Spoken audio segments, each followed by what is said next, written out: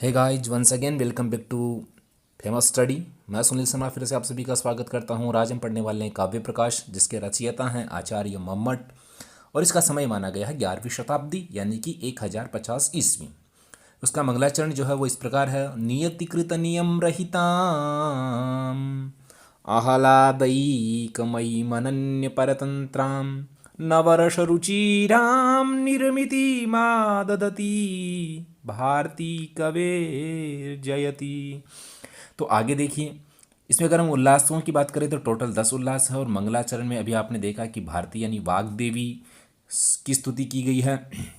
प्रथम उल्लास के मुख्य जो हैं वो क्या है? काव्य प्रयोजन, कारण, स्वरूप निर्णय, और काव्य का लक्षण, काव्य का प्रयोजन, और काव्य के हेतु, और काव्य के भेद। ये हम सब प्रथम उल्लास में पढ़ने को मिलता है। इसके साथ हमने देखा कि भारती यानी वाग्देवी सरस्वती की स्तुति की गई है।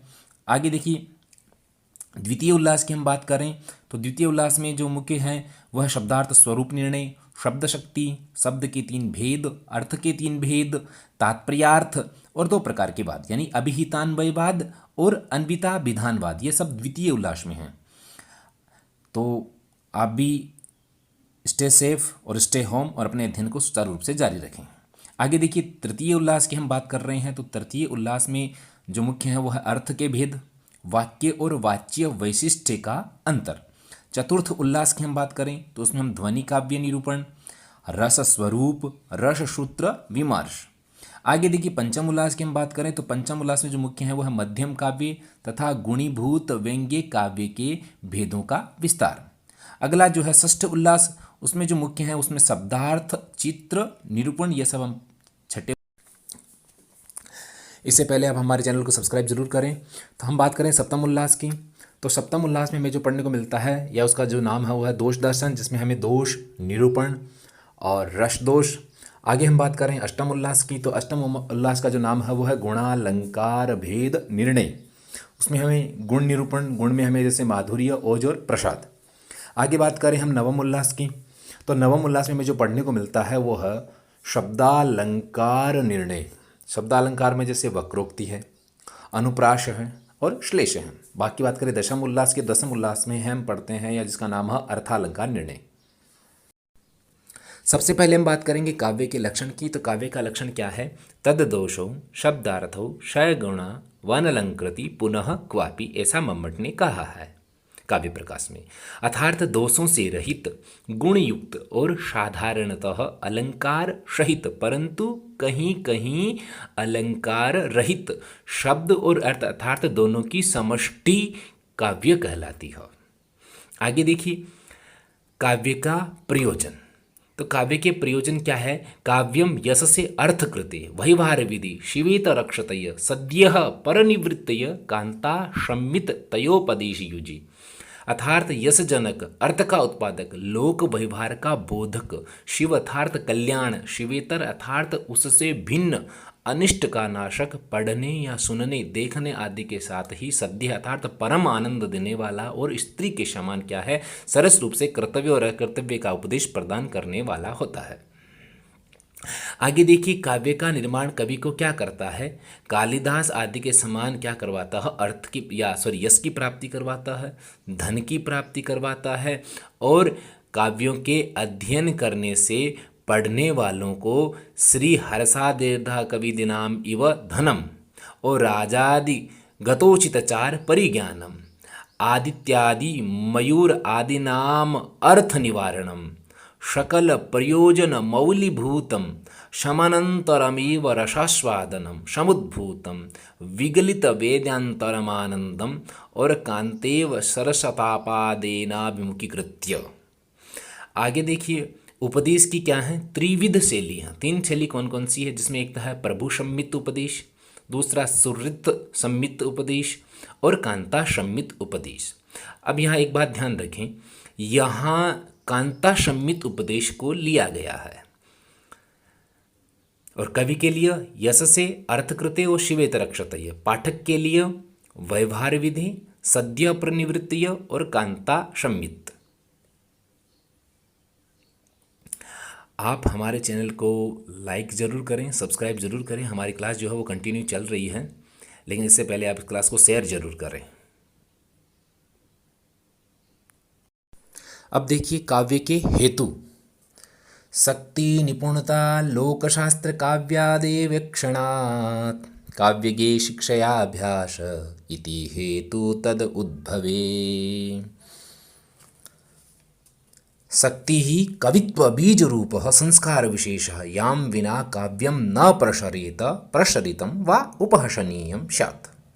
लोकस्य स्थावर जंगमात्मकस्य लोकवृत्तस्य शास्त्राणां छंदो व्याकरणाभिधान कौशला चतुर्वर्ग गज तुरग खंगादि लक्षण ग्रंथानां काव्यानां च महाकवि संबंधिनाम् आदि ग्रहणादीति इतिहासादीनां च विमर्शनाद् व्युत्पत्तिः। काव्यं कर्तुं विचारयितुं च ये जानन्ति तदुपदेशेन करणे योजने च पौनः पुण्येन प्रवृत्ति इति त्रयः समुदिताः। न तु व्यस्ताः तस्य काव्यस्य उद्भवे निर्माणे सम्मुलाशे च हेतुर्न तु हेतवः। अर्थात कवि में रहने वाली उसकी जो स्वाभाविक प्रतिभा रूप यानी जो शक्ति है, लोक अर्थात व्यवहार शास्त्र तथा काव्य आदि के पर्यालोचन से उत्पन्न निपुणता और काव्य की रचना शैली और आलोचना पद्धति को जानने वाले अर्थात गुरु की शिक्षा के अनुसार काव्य निर्माण का अभ्यास, ये तीनों मिलकर समष्टि रूप से उस काव्य के विकास अर्थात उद्भव के क्या हैं, कारण हैं। कवित्व बीज रूप अर्थात संस्कार विशेष प्रतिभा या शक्ति कहलाती है, जिसके बिना काव्य निकलता या बनता ही नहीं है। आगे देखिए काव्य के भेद, जिसमें सबसे पहले है उत्तम काव्य जिसको हम कहते हैं ध्वनि काव्य। दूसरा है मध्यम काव्य जिसको हम कहते हैं गुणीभूत व्यंग्य काव्य। तीसरा जो है वह अधम काव्य जिसको हम कहते हैं चित्र काव्य।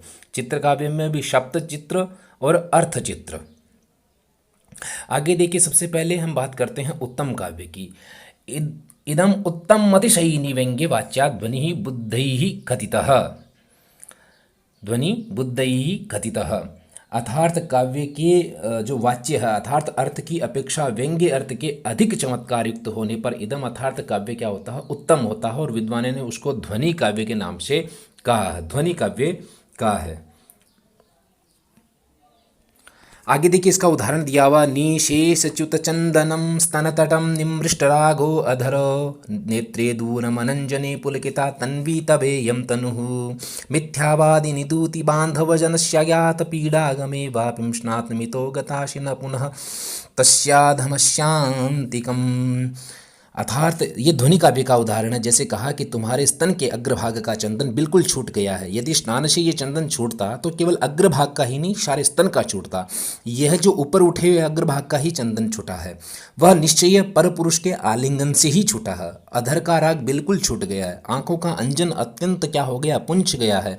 और तुम्हारा यह कृश शरीर रोमांच युक्त हो रहा है। अपनी सखी की बांधव रूप मेरी पीड़ा को न समझने वाली और झूठ बोलने वाली अरे दूती तो यहाँ से बावली नहाने गई थी और उस अधम अर्थात नायक के पास नहीं गई। तो यहाँ कहने वाली भी जानती है कि नायक के साथ भोग करके आई है और जिससे कहा जा रहा है वह तो जानती ही है।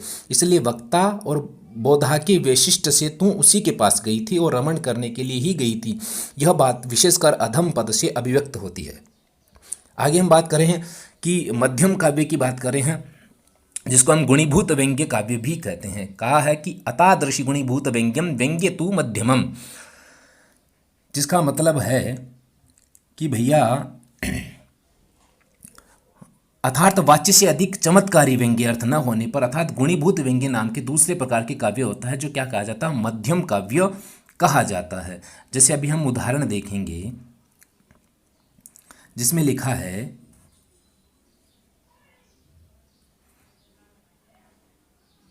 कि ग्राम तरुणम तरुण्या नववंजुलमंजरीशनाथकरम पश्यन्त्या भवती मुहुनितरां मलिना मुखच्छाया। अर्थात वेतस वृक्ष की ताजी तोड़ी हुई मंजरी को हाथ में लिए ग्राम के नवयुवक को देख देखकर तरुणी की मुख की जो कांति है वो क्या हो रही है, मलिन होती जा रही है।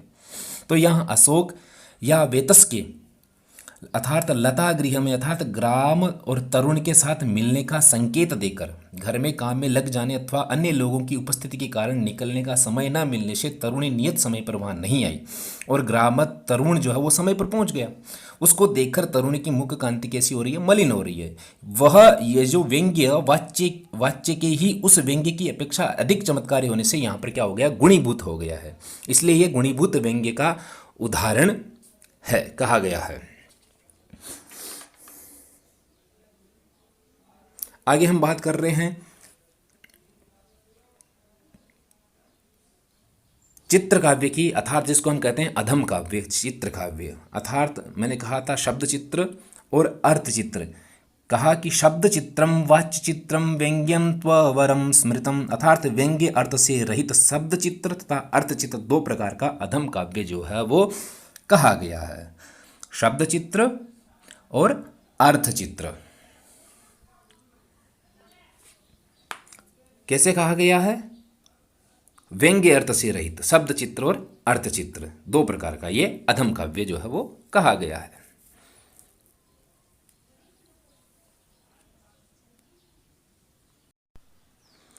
शब्दार्थौ स्वरूपम शक्तिमत्वं वाचकत्वं शक्तिजातौ परम मता ईश्वरेच्छा विशेषो पदार्थांतरमेव सा। ये शब्दार्थ का क्या है, स्वरूप है। आगे देखिए, हम बात कर रहे हैं शब्द शक्ति की बात कर रहे हैं जो तीन प्रकार की है, अभिधा, लक्षणा और व्यंजना। अभिधा, लक्षणा, व्यंजना। अभिधा क्या है, स मुख्यो अर्थ तत्र मुख्यो व्यापारो अस्य विधोच्यते। यानी वह क्या है, साक्षात यानी संकेतित अर्थ यानी मुख्य अर्थ कहलाता है और उस का बोधन कराने में इस शब्द का जो व्यापार होता है वह अभिधा व्यापार या अभिधा शक्ति कहलाता है। यहाँ जो स है ना, स मुख्य अर्थ है, इस पद से साक्षात यथार्थ संकेतित अर्थ लिया जाता है और अश्य इस पद से शब्द का यह अर्थ जो है वो लिया जाता है। तो स मुख्यो अर्थ तत्र मुख्यो व्यापारो अश्या विधोच्यते, ये क्या है, अभिधा है। अब हम बात करेंगे आगे लक्षणा शब्द शक्ति की बात करें। देखिए लिखा है, मुख्यार्थवादे तद योगे रूढ़ितो अथ प्रयोजनात् अन्यो अर्थो लक्ष्यते यत् सा लक्षणारोपिता क्रिया।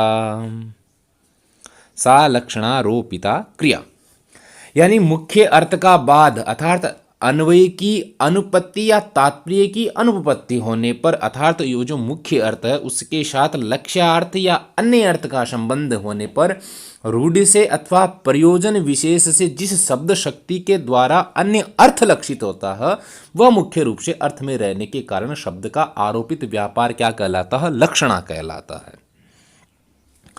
वो क्या कहलाता है, लक्षणा कहलाता है। आगे हम बात करेंगे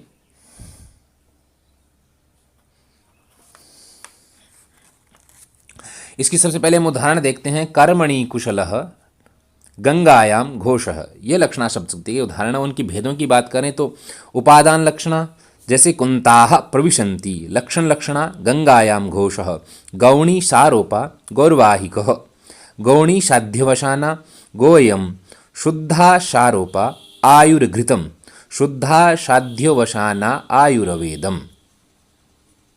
आगे हम बात कर रहे हैं उपादान लक्षणा की। सबसे पहले तो उपादान लक्षणा में कहा कि स्वसिद्धये पराक्षेपः परार्थम स्वसमर्पणम उपादानम लक्षणम चेत युक्ता शुद्धेव साद्विधा। उदाहरण के लिए कुंताः प्रविशन्ति और यष्टयः प्रविशन्ति, ही भाले प्रवेश कर रहे हैं, लट्ठ प्रवेश कर रहे हैं ना, उपादान लक्षणा। और इसका अपर नाम है जिसको हम कह सकते हैं अजहत स्वार्थ वृत्ति, अजहत स्वार्थावृत्ति भी कह सकते हैं। आगे देखिए बात कर रहे हैं लक्षण लक्षणा की बात कर रहे हैं कि प्रार्थम स्व समर्पणम। उदाहरण की बात करें तो उदाहरण में है गंगायाम घोषः और इसका अपर नाम है जहत स्वार्थावृत्ति, जहत स्वार्थावृत्ति इसका अपर नाम है। आगे हम बात कर रहे हैं शुद्धा गौणी सारोपा, शुद्धा गौणी सारोपा, सारोपान्या तो यत्रोक्तो विषयी विषयस्तथा। आगे देखिए शुद्धा गौणी साध्यवशाना, विषययन्तः कृत्यन्यस्मिन् साशात साध्ये वशानिका, विषयन्तः कृत्यन्यस्मिन्। अब हम बात करते हैं व्यंजना शब्द शक्ति की बात कर रहे हैं। तो व्यंजना शब्द शक्ति यानी अभिधा मूला। कहा कि सर्वेषां प्रायशो अर्थानां व्यंजकत्व पिष्यते। ये हो गई शाब्दी व्यंजना, जिसको अभिधा मूला और लक्षण मूला ये दो भाग हो गए।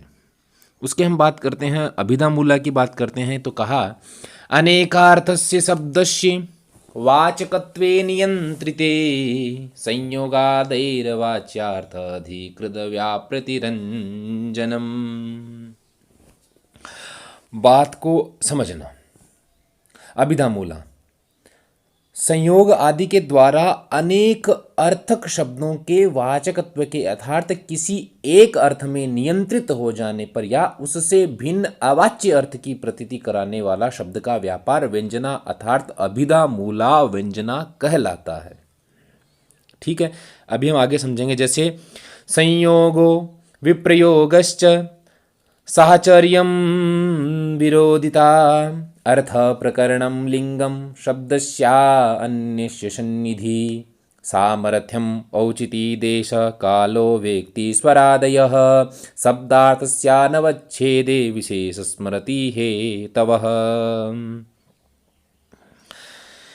सशंखचक्रो हरिः संयोग असंखचक्रो हरिः इति अच्युते विप्रयोग रामलक्ष्मणो इति दाशरथौ साहचर्यम् रामार्जुनगतिस्तयोः इति भार्गवकार्तवीर्ययोः विरोधिता स्थाणुं भज भवच्छिदे इति हरे अर्थ सर्वं जानाति देव इति युष्मद् अर्थे परकरणम् कुपितो मकरध्वजः इति कामे लिंग देवस्य पुराराते इति शंभो अन्य शब्द की सन्निधि मधुना मतकोकिलः इति वसन्ते सामर्थ्यं पातु वो दयितामुखमिति सामुख्य औचित्य भात्यत्र परमेश्वरः इति राजधानी रूपात् देशाद् राजानि देश चित्रभानुर्विभाति ते दिने रवो रात्रो वन्नो काल इति क्या हो गया काल मित्रम भाति इति श्रुति मित्रो भाति इति रवो पुल्लिंग स्त्रीलिंग आदि रूप व्यक्ति और इंद्र शत्रु इत्यादि। आगे हम बात करते हैं लक्षणा मूला की। कहा कि व्यंग्येन रहिता रूढ़ो सहिता तु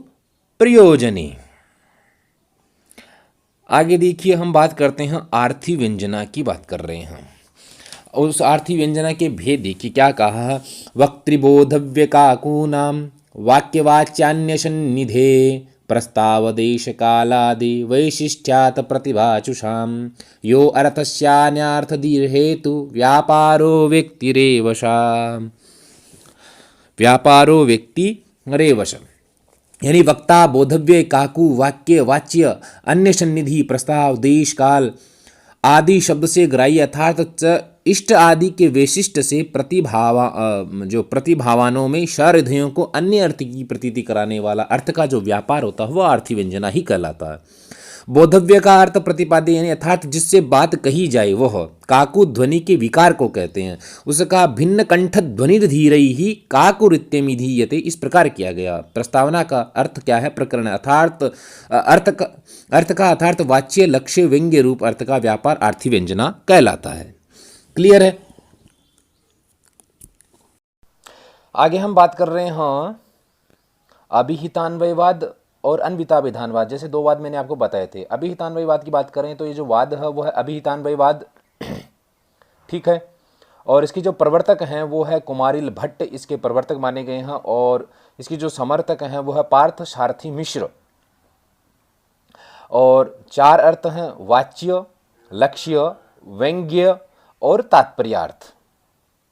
एक बात ध्यान दें, नोट, काव्य प्रकाशकार जो मम्मट हैं उन्होंने शब्द की तीन अर्थ माने हैं, वाच्य, लक्ष्य, व्यंग्य, किंतु तात्पर्यार्थ अपि केषुचित् यानी जो कुमारिल भट्ट हैं उनके जो अनुयायी हैं अर्थात पार्थ सारथी मिश्र आदि जो अभिहितान्वयवादी हैं वो अभिहितान्वयवाद को मानते हैं और अभिहितान्वयवादी मीमांसकों के मत में तात्पर्यार्थ भी होता है। आगे देखिए, सबसे पहले हम बात करना एक एक चीजों को समझना। पदों के द्वारा पदार्थ अभिहित होता है यानी कि अभिधा शक्ति द्वारा बोधित होता है। उसके बाद देखिए, तत्पश्चात वक्ता के तात्पर्य के अनुसार अर्थात आकांक्षा योग्यता सन्निधि के बल से उनका परस्पर अन्वय या संबंध होता है जिससे वाक्यार्थ की प्रतीति होती है। तीसरी बात, इस वाक्यार्थ बोधन के लिए अभिहित पदार्थों का अन्वय संबंध मानने के कारण अभिहितान्वयवाद कहलाता है। अब बात करें अन्विता विधानवाद की, तो ये वाद कौन सा है? अन्विता विधानवाद है। क्लियर है? अन्विता विधानवाद है जिसके प्रवर्तक हैं प्रभाकर मिश्र और इनके जो अनुयायी हैं वो हैं सालिकनाथ मिश्र। अर्थ हैं वाच्यार्थ। ध्यान दें, वाच्य एवं वाच्यार्थ इति अन्विता विधानवादिनः। दूसरी बात, अभिधा शक्ति के द्वारा जहां पहले पदार्थों की क्या होती हो, अभिव्यक्ति नहीं होती, अपितु पहले से ही अन्वित पदार्थों का क्या होता है, अभिधा से बोधन होता है। तीसरी बात, अन्वय विशिष्ट पदार्थ ही वाक्यार्थ है। चौथी बात, वाक्यार्थ प्रतीति के लिए तात्पर्यार्थ जो वर्ती है, तात्पर्यार्थ शक्ति को मानने की आवश्यकता नहीं है। क्लियर है? अब हम सबसे पहले बात करते हैं रस स्वरूप की बात करेंगे। का है कारणान्यथ कार्याणि सहकारीणी यानि च रत्यादिः स्थायिनो लोके तानि चेन्नाट्यकाव्ययोः विभावा अनुभावाः तत्कथ्यन्ते व्यभिचारिणः व्यक्तः स तैर्विभावादैः स्थायी भावो रसस्मृतः। आगे देखिए, अब हम बात करते हैं रस और रस के जो स्थायी भाव हैं, उन स्थायी भावों की बात करेंगे। सबसे पहले जो रस है वो है श्रृंगार रस। श्रृंगार भाव जो रस है उसका स्थायी भाव है रति। उसके बाद जो हास्य रस है उसका स्थायी भाव है हास।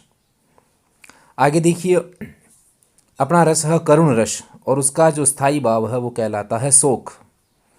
और जो रौद्र रस है उसका स्थायी भाव कहलाता है क्रोध।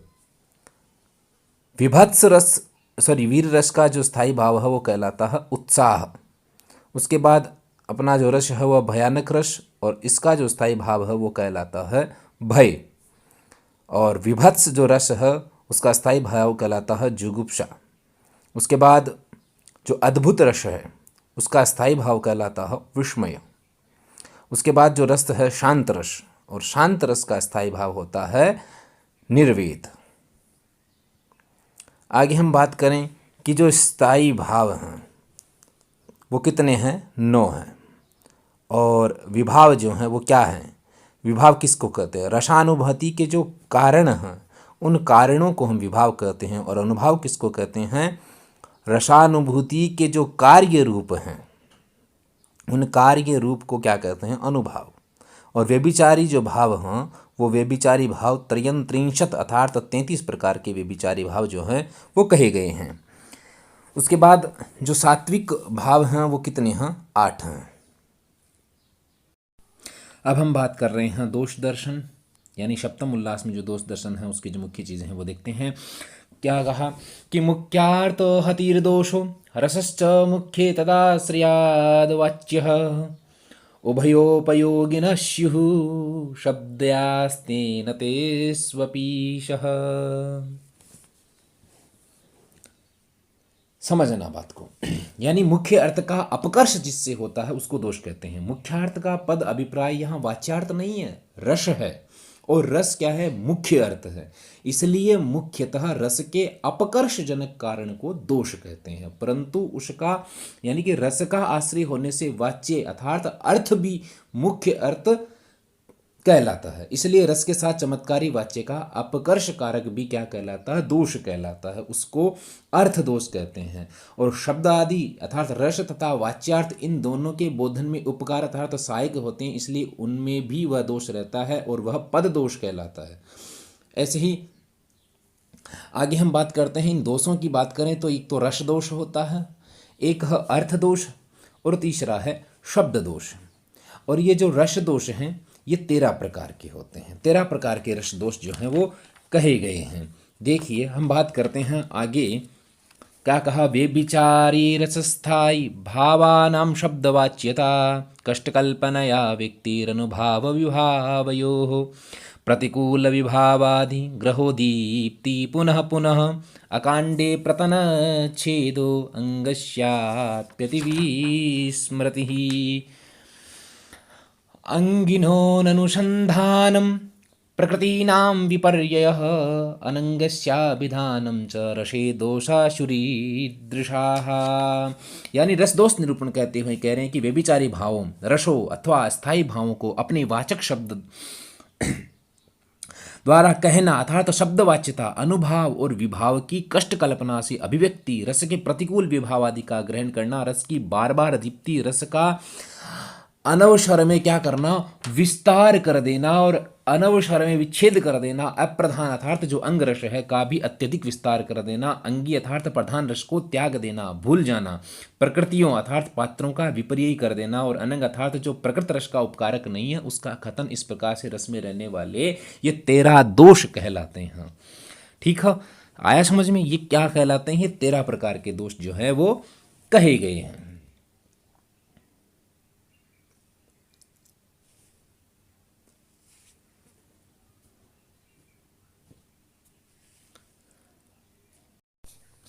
अब हम बात कर रहे हैं काव्य गुणों की बात कर रहे हैं कि ये रसस्यांगिनो धर्मः शौर्यादय इवात्मनः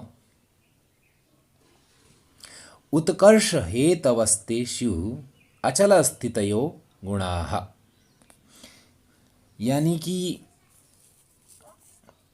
भैया जिस प्रकार आत्मा के शौर्य आदि धर्मों के समान काव्य के आत्मभूत अर्थात प्रधान रस के जो अपरिहार्य और उत्कर्षदायक धर्म हैं वे गुण कहलाते हैं, उनको गुण कहते हैं। जैसे शौर्य आदि धर्म क्या हैं, आत्मा के ही होते हैं, शरीर के नहीं होते हैं। तो देखिए लिखा है आत्मा ये क्या है, शौर्य आदि धर्म होता है तथा उत्कर्ष होती है। रस क्या है, गुणों का धर्म होता है और अचल रूप में रहते हैं। रस के अंग गुण हैं तथा रस स्वयं अंगी है। आगे देखिए लिखा है अलंकार का लक्षण, उपकुर्वन्ति तं शन्तं ये अंगद्वारेण जातुचित् हारादिवदलंकारास्ते अनुप्रासोपमादयः। अनुप्रासोपमादयः यानी कि कहा भैया जो काव्य में विद्यमान उस अर्थात जो अंगी रस है उसको शब्द तथा अर्थ रूप अंगों के द्वारा या यूं कहें नियमेन अथवा बिल्कुल भी नहीं, सर्वथा नहीं, अपितु कभी कभी उपकृत उत्कर्ष युक्त करते हैं। वे अनुप्रास और उपमा आदि शब्द अलंकार तथा अर्थालंकार शरीर के शोभाधान द्वारा परंपराया शरीरी आत्मा के उत्कर्ष जनक हार आदि दैहिक अलंकारों के समान काव्य के अलंकार होते हैं। किसके अलंकार होते हैं, काव्य के अलंकार होते हैं। उपकुर्वन्ति तं शन्तं ये अंगद्वारेण जातुचित् हारादिवद अलंकारास्ते अनुप्रासोपमा दयः।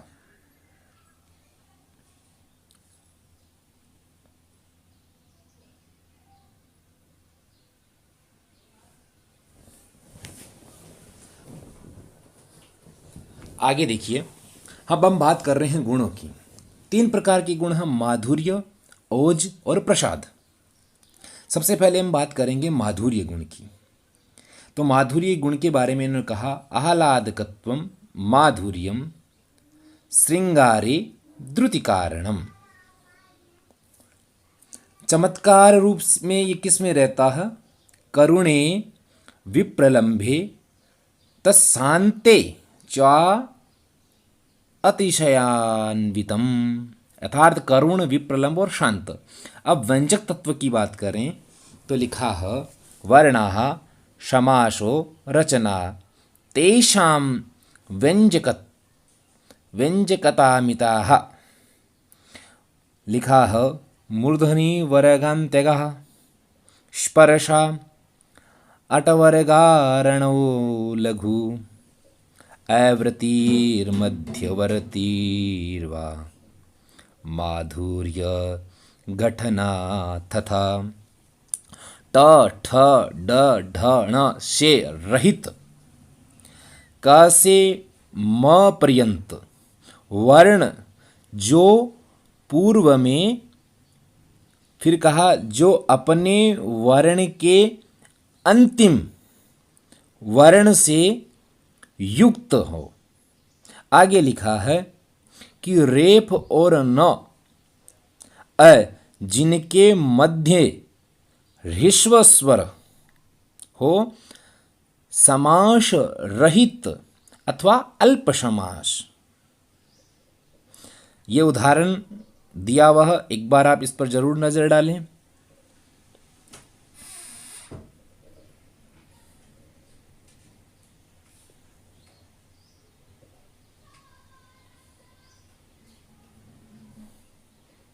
अब आपको समझ में आ जाएगा। एक बार इस उदाहरण को आप जरूर देखें।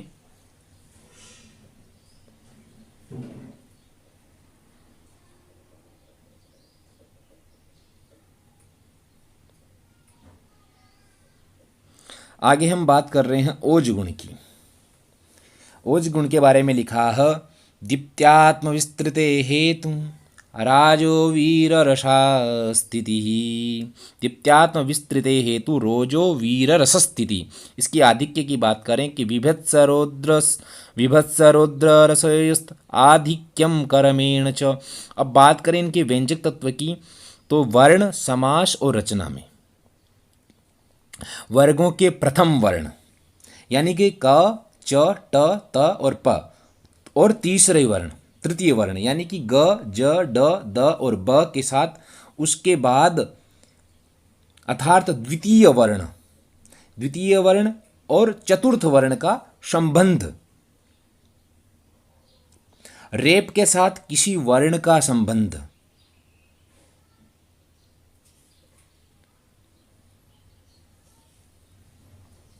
टादि वर्ण यानी ट, ठ, ड, ढ, स और प वर्ण, दीर्घ समास और विकट रचनाएं। उदाहरण दिया वह, आप इस पर गौर जरूर करें।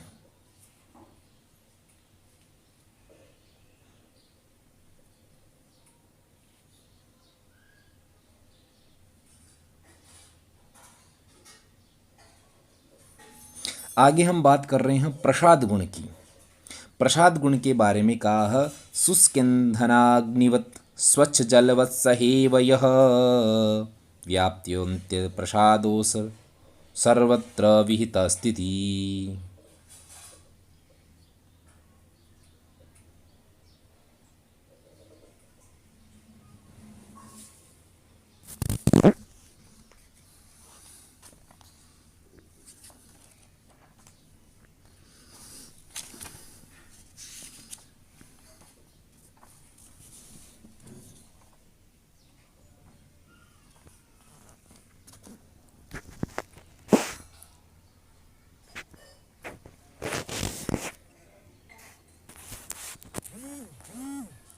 आगे लिखा है, श्रुतिमात्रेण शब्दातु येनार्थ प्रत्ययो भवेत् साधारण समग्राणां स प्रसादो गुणो मतः। स प्रसादो गुणो मतः। कि भैया जिस वर्ण समास या रचना के द्वारा श्रवण मात्र से शब्द से अर्थ की प्रतीति हो जाए वह सभी वर्णों में समासों तथा रचनाओं में रहने वाला प्रसाद गुण है।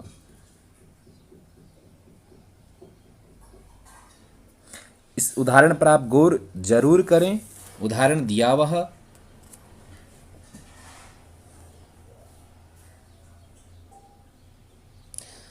तो इन्होंने वामन के 10 गुणों का खंडन करके 3 गुणों को स्वीकार किया है।